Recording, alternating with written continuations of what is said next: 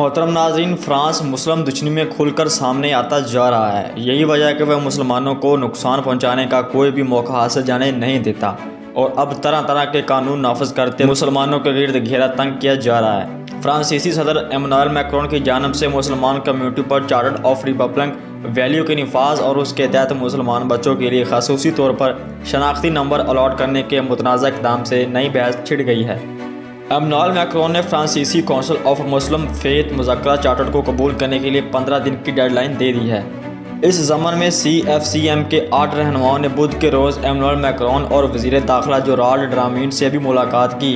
Reports के मुताबिक CFCM ने एक कौमी काउंसिल बराए इमाम के क़याम पर इत्तफ़ाक़ किया जो फ्रांसीसी सरज़मीन पर रहने वाले तमाम इमामों को सरकारी तौर पर मंजूरी पेश करेगा और खिलाफ वर्जी की सूरत में वापस लिया जा सकता है। फ्रांसीसी सदर के चार्टर में कहा गया कि इस्लाम एक मज़हब है, ना कि एक सियासी तहरीक, और मुसलमान गिरोहों में गैर मुल्की मुदाखलत पर पाबंदी होगी।